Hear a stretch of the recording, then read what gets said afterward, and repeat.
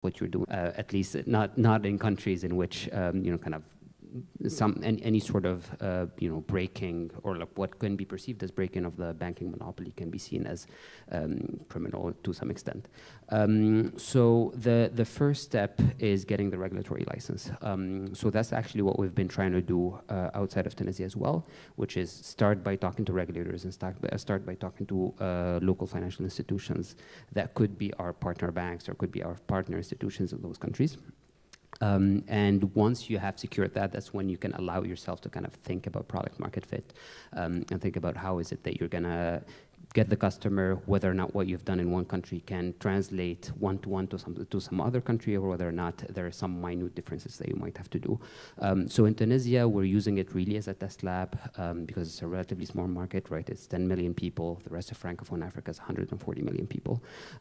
So we are operating on the assumption that most of what we're going to do here is going to be able to scale. Most of what we're going to do here, Tunisians are, let's say, humans in the same way that everybody else is a human. Which is something that a lot of regulators actually seem to fail to understand, surprisingly. But then, having that playbook is always dependent on what level of regulatory oversight you might get, what level of regulatory permissions you might get, and then there's going to be a country-by-country challenge into adapting what you've built here and seeing whether or not that actually maps to the level of permissions that you've managed to achieve in the target country that you go to. So if regulators isn't the height of the problem, I mean, you have other problems as well. To further go deeper into the issue of scaling, I feel like besides product market fit, you also have the competitor landscape. So maybe for Cumulus, Mohammed Ali, I would love to ask you, what's your customer acquisition strategy like going forward into actually scaling into other markets? And considering some of the competitor landscapes in other markets, like what are mitigation factors that you might have for that? Thank you. It's a good question, actually. What we started to do 3 years ago, we tried to look into the big players in the market in the world. How did they scale? And basically, they were like any other industrial competitor, which is scaling up production capacity, going bigger, and then reducing cost and just selling the product, which was not the thing that we wanted to do, because what we are offering like technology is definitely a cost that is not reproducible for the big market. So we wanted to do it another way, like for example, the internet boxes. What they did, what made them grow internet available for everyone is there's no, you don't buy it, you just have you pay a monthly fee to use it. So our strategy is starting to prove that our technology works and works in different areas, so that we could find someone who could put money in front to build the capacity, build the devices, so that the user could just pay the monthly fee for the use of it. And that's one of the key elements that made a few of our current clients adopt the technology. And just to get back a little bit, 2 years ago when we started talking with people about the water and what do they use for drinking water, none of them even imagined drinking water that comes from condensation, which is starting to slowly change recently with more and more people using our technology. In Tunisia, at least, I think it will be probably the same in Africa, but in the rest of Africa and in South Europe. But with the coming years and less and less water available and more stress, more heat coming, I think this kind of technology will become more mainstream in the coming few years. And then maybe just to continue on that, I mean, besides the competitor landscape, and I'm quite curious to also find out, and I feel like this is a question which is obviously quite agnostic, it changes per industry, but for your company, or for like, I want to know, when do you feel is the right time to scale? When do you know you're actually ready to move into another market, or you're ready to dominate in another market? It's a hard question. There's no right time. I mean, it's for the water market at least, like for financial market, for example, each country has its own regulations, and probably depending on the easiness of going through these regulations and the easiness to have a local partner in that area, and the easiness to bring the hardware there and to bring it to the customer there. It depends on all of these will depend our willingness to go into that market or not. But do you have an example of a market that you guys, maybe an example of when you guys actually came to the conclusion of wanting to scale into that market?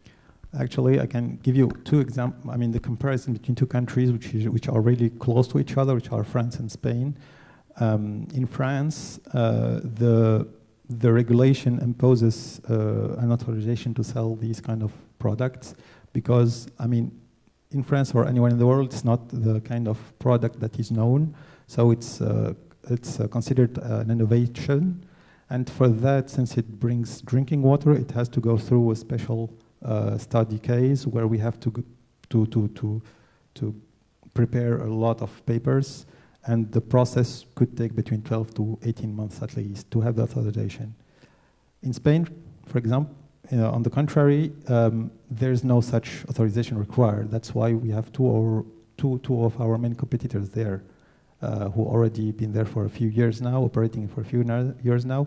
And I think that's because in Spain they have more need for drinking water than in France. They have more issues with drinking water than in France. So maybe the circumstances make the regulatory move faster or slower depending on the need of the market. Thank you so much. Maybe Dr. Dennis. Maybe just to add a few perspectives. So I think I like the point about having product market fit. I think it's extremely important at the beginning that if you build a product that is scalable, right? So the question is it a problem that is just limited to your country, or is it a problem that is a worldwide problem that needs solving? And then are people willing to pay for this product? And I think once you, because if you find product market fit early, the rest is easy because it's the same problem that you're solving country by country. And then the rest becomes more, how do you tell your story?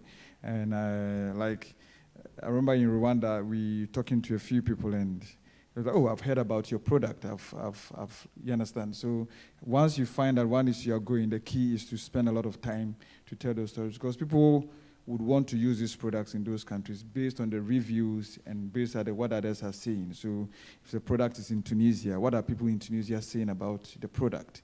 You understand? Because they always want to come back for that reference. So make sure it's a product that people want, and I think also make sure you tell your story, and then make sure it's all over and people can find you wherever they are. Yes, sure. Thank you so much, Dr. Dennis. So maybe I want to go back to Flucy. I mean, they've spoken a bit more about their expansion plans, and I know yours might be a little trickier in order to like actually scale. So what are some of the mitigation factors that are actually maybe mitigating some other markets from actually hosting your technology? Or I'm quite keen to find out more. Yeah, so the question is, what would stop a particular regulator, for example, from allowing us in? Well, so one thing that we've noticed actually across different markets is that fintech is becoming more and more nationalistic. It's becoming more of like, some people or some regulators see it more of like a national security type situation. So we know, for example, of players who had tried to do eKYC in Egypt and they weren't necessarily successful as doing so. That's one sort of resistance that we might find. And then the other one is that, of course, there is the need to protect, the current banking sector there, who is kind of currently providing a lot of the services that we're trying to do. And I think our strategy has been to we're not seeking our own licenses, for example. What we're seeking is always to find the right set of partner institutions so that they can take care of the licensing. And on top of which we can, kind of build a set of APIs that we ourselves can consume and then distribute to the clients. So in a sense, by changing the model from B2C to B2B2C in a sense, and having other players, that's kind of how we're trying to appeal, to make sure that the regulators kind of see what we're trying to do with the best of intentions and with the right light. The other thing is, I think we've managed to establish really good relationships with the Tunisian regulator. So in a way, we are hoping for them to vouch for us, at least with the regulators upon which they share some common frameworks, like other regulators in the Maghreb countries or other regulators in Francophone Africa, in which the relationship between the central banks is actually very, very tight, because there's a lot of trade going on. There are many, they share the same partner, they share the same geopolitical space. So a lot of what we're doing is making sure that we pick the country, A, where there is the most need, B, where there is the most access, and C, where we have the right partner institutions that we can work with that are open to bringing what we, the value that we add to their own respective markets. And of course, they do that through a revenue sharing deal, and so in a sense, we have to make it profitable for them as well, not just profitable for us. So that makes the design a lot trickier, like the design of the business model, kind of what each party or each stakeholder gets, it becomes a lot trickier. But what we've found is that it's the right way to penetrate markets in which getting licenses becomes much more of a political task than it is a business task. I think by changing it more into, hey, we're helping people who are already there, who are already established, who are already employing. We're helping them by providing both technology and distribution, but they keep the licenses. I think that has been our approach, and so far we are seeing early signs of that working, and hopefully if it works out really well, then we'll manage to scale. But of course, as any entrepreneur knows, you always need to be ready to kind of like get slapped in the face, and then just kind of turn the other cheek and figure out some other way to kind of enter. So I think the good thing is that we still have that energy going on, and therefore we're ready to change the strategy. But so far, at least when it comes to, for example, our immediate next step, which is working on the Tunisian diaspora in Europe, that seems to be working out really well. Thank you so much. So to what seems kind instructions, I'm going to move over the panel into some Q&A. So I don't know if there's any questions from the audience for our amazing panelists. Any takers? Any brave soul or veteran out there who would like to find out more about scaling, or any startups who are early stage and want to kind of find a way to go for it? Ah, sweet. I'll come to you.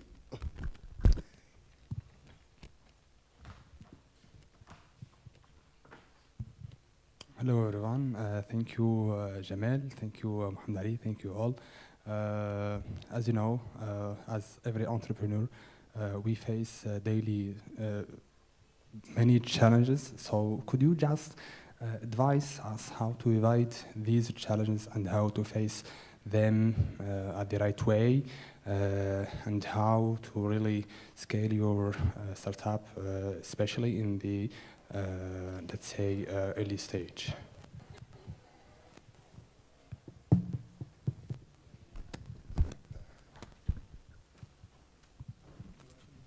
Yeah, thank you for the question. So I think no one from the people who started companies did not have a lot of struggles. I think we understand that. So probably there's no right or wrong method to do it, but one of the things I would recommend is to have advisors or people who are not involved in the company, but who you trust and who you know, who have already been there before you, who have already started the business and who know the struggle, and just to talk with them every week on a regular basis so that you expose your issues, and just by talking with them, you might end up having a lot of advice from them, and that could help you. Maybe just add one or two. One is you have to be very persistent. I mean, nobody will give you free lunch, so you have to keep knocking at the doors. And number two is to be as lean as possible. I mean, I know a lot of investors here know that, but I think fundraising is becoming a bit hard to do. So I think you need to be a bit lean and bootstrap, and then put all your energy and resources at the beginning as much as possible, and then you can get to a critical mass where even investors will come chasing you and all that. So I think be more persistent and then be lean and be more aggressive at the beginning. Thank you. Yeah, I guess if there's one thing that I would add to that is to actually make sure that you have the right support system. So a lot of the advice that they gave is really more about kind of how to figure out the solutions to your problems, but then problems get really, really, really hard, and then sometimes they compound, and sometimes they turn out to, like, you know, all of this. It turns more into like a psychological challenge, a psychological endurance challenge more so than anything. And therefore, having the right support system to which you can vent, to which you can talk to, I think that's actually something that's very, very important, so that you can actually have the right endurance to go on. Because if you end up isolating yourself and just thinking that this is, you know, it takes a village to raise a child, if you just think about it as, oh, you know, this is just going to be my thing, and then I'll just deal with it head on and so on. You can do it for a few months, but you're going to have to do it for a few years and maybe decades in some cases. And therefore, making sure that you're surrounded, you're very, you know, you have the right support system is very important as an investment on the long run. There's time for one last question. Ah, there we go. Mr. Saifuddin.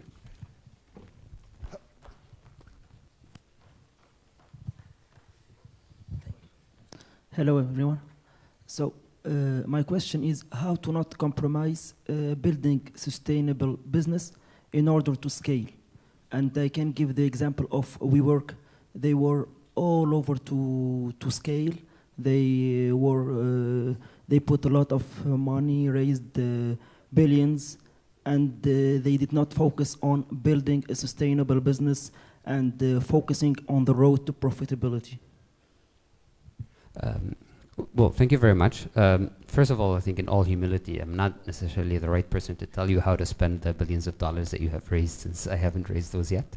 However, what I can kind of contribute to is how we're trying to think about that, especially in the current macroeconomic environment, which makes it really, really hard to scale money, and therefore you need to kind of bootstrap and make sure that you're doing things the right way. I think a lot of investors today know that we'll have a renewed focus on unit economics. They have a renewed focus on the fact that, you know, your accounting is right, that you actually from an economics perspective your business makes sense, and therefore kind of going back to your initial hypotheses, going back to your numbers, and revisiting your assumptions much more frequently, I think could be a good way of doing it, instead of just, you know, kind of looking at growth, without necessarily looking at how much money that you're spending. But again, you know, businesses go through, you know, kind of boom and bust cycles, and you never know what the macro environment's going to be. You can make assumptions on your capacity to raise; they might not be there, and therefore, if the economics are right, you'll just end up, you know, maybe losing on price or gaining on price, but the economics are always right. So you'll probably find somebody out there who's willing to give you the money at the right price. If the economics are just, you know, kind of just voodoo math, then the macroeconomic situation is gonna make your investors discover that that's actually voodoo math, and therefore just make sure that you revisit that you rethink your assumptions every, you know, few weeks, few months, depending on where you're at in the business, and hopefully that's the right way to make it work. But then again, that's with a disclaimer that I'm not coming from a place where we have figured that out, and so I'm pretty sure there are people, hopefully in the conference, who can give more grounded answers and answers with more skin in the game. Maybe just to add a little bit to it, I think, I'm not sure, maybe we're going to see those WeWork days in a long time to come. I mean, obviously. Exactly, sure. No, that's fine. I mean, even in Africa, you've seen... No, it's a great example. Even in Africa, you've seen the likes of 54G and other companies that have all gone bust, despite the fact that they raised tons of money during COVID, right? I think, like you rightly said, investors are becoming more critical now. They are looking at the numbers, and they're becoming more, they are looking at the data, your unit economics. So I would say, I mean, we all want to scale, but make sure you go deep before you go wide. So can you dominate in your market? I think we're all talking about scaling to Africa and all that, but the question is, have you dominated the Tunisian market? You need to do that. And I think if you're able to do that, you get a lot of validation to scale to other markets as well. Thank you. Thank you. Thank you, guys. Thank you. I think we have the only moderator that leaves his panel. And he's dressed like that, and plus he's outside opening the mic, and we're hearing people from outside. That was the noise you were hearing. So please clap for Nathaniel, who's coming back. Thank you, Nathaniel. Thank you for your help. Oh my God, what a great moderation, man. Thank you. So, thank you. Thank you. We can give them a round of applause.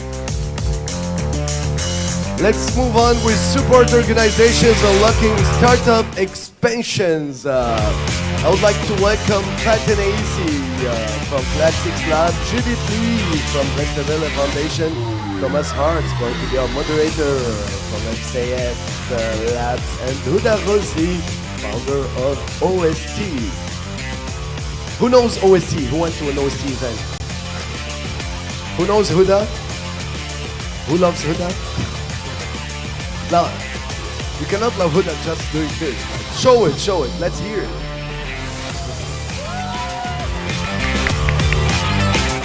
Who went to the Plastics Lab event? I did. Who knows Plastics Lab? Who loves Faten Aisi? Who loves Elvis? Who knows Thomas? If you don't know him, that means he wasn't doing his job good, because he was supposed to be in contact with all of you all these 2 days. But it's good, they know you all. Welcome, he's going to be the moderator. So do you have the golden mic? No, the golden mic, sorry. And we're missing Westerwelle Foundation, but they might join us. So Judith is on the way, apparently. Yes, she's 5 minutes. But we really have to start. Okay, we'll start. Perfect. Thank you, Huda, the floor is yours. Excellent, thank you. So, thank you for making it and for being here today. Thank you for staying. I also hope you enjoyed Tunisia in the last week. That was really looking like the Tunisia we love, thanks to your presence. As of today, support structures represent an important stakeholder in the supply chain of innovation, and it's often considered as the one that has the biggest difficulties in sustaining. So probably just to start, can you tell us more about the organization that you're representing, and also a bit more about the business model of your organization? So yeah, I'm the program manager for the French South African Tech Labs. We have our innovation hub in Cape Town. We started in 2017 in Cape Town to try and create the ecosystem and build the ecosystem in Cape Town, where there were very few incubators, accelerators, and support organizations for entrepreneurs in Cape Town.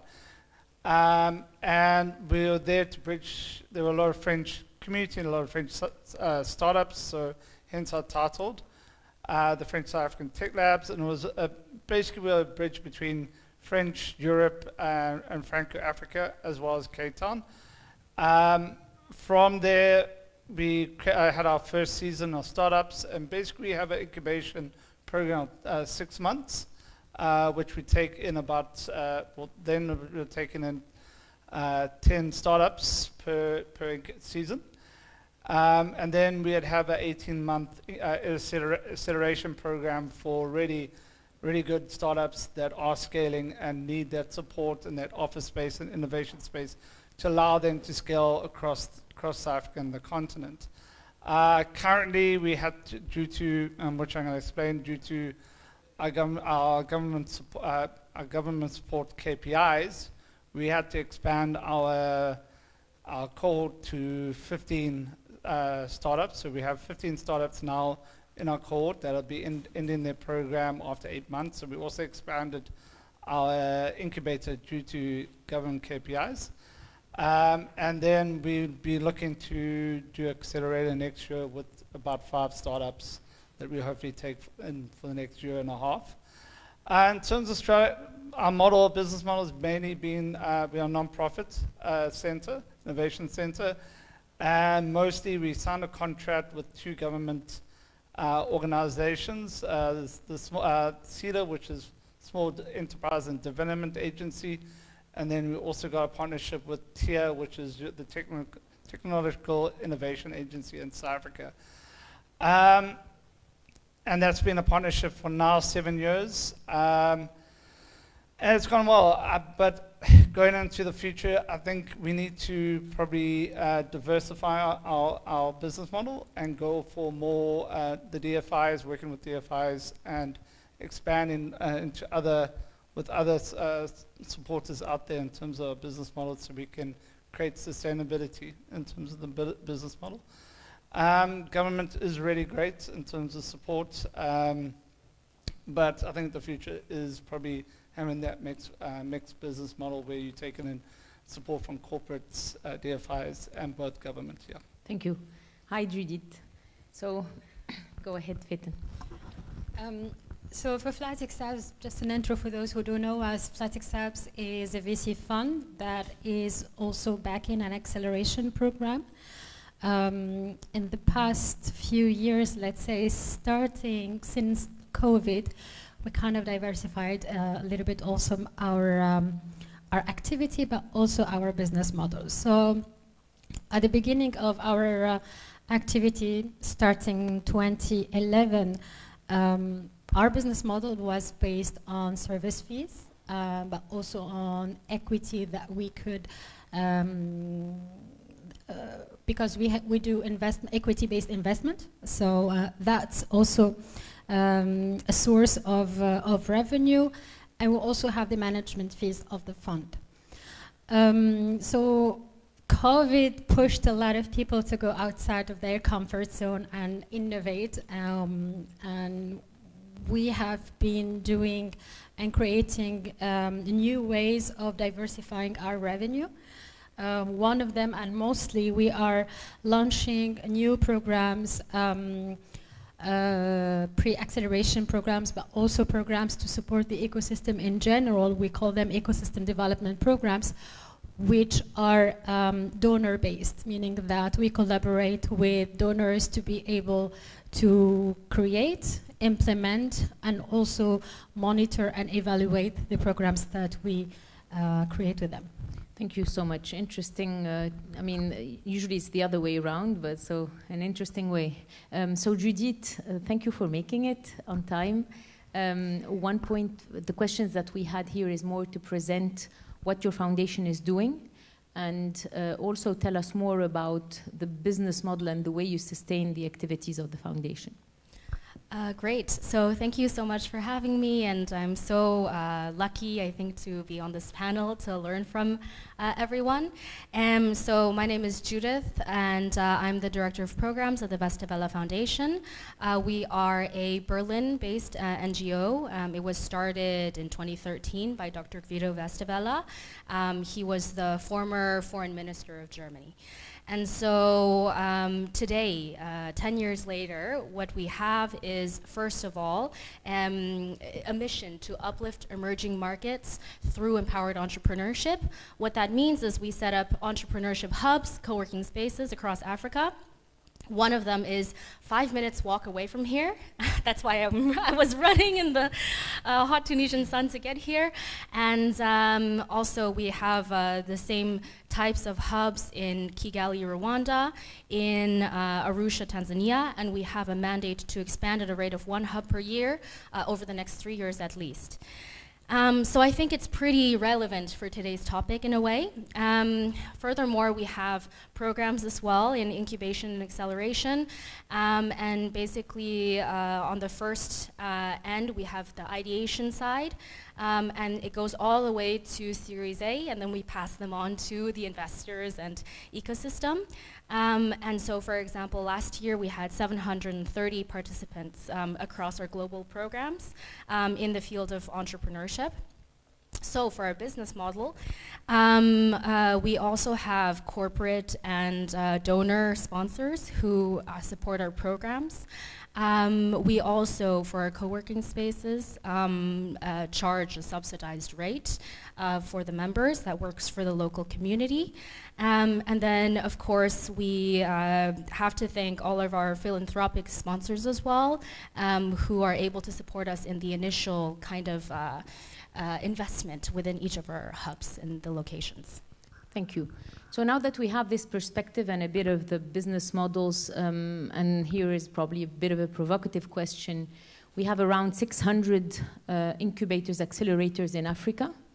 And actually, it's quite interesting to see how oftentimes it is probably the player that is the most criticized, in the sense where we're often saying, oh, you're getting funding from donors, and can you show us that you're building unicorns? Can we see unicorns really getting out of incubators and accelerators? Incubators and accelerators are taking the money of the donors to serve their own organizations and not money going directly to entrepreneurs. And this is the reality of what we hear, and I'm allowing myself for this question because I'm support structure myself. So the question is, how can we become better? And how can we support structures into really creating more powered entrepreneurs, as you said? And you can choose whoever wants to go for it. So I have, I think, two perspectives on this, which is, of course, it's we as the ESOs or the front line of this kind of, let's say, machine of development. It can be easy to say we're taking all the money for ourselves, but actually, globally, 150 billion US dollars is the amount given to international development aid, and that first goes from the government to the DFIs, so from these finance organizations to then other implementing kind of financiers. Then they tender, and then maybe tender again, and then we get the contract, and then we can deliver based on the KPIs of our donors and their donors and their donors and their donors. So I think it's a very complex ecosystem that spans hundreds of countries, and really it's so interlocked and complicated. So it's not just simply that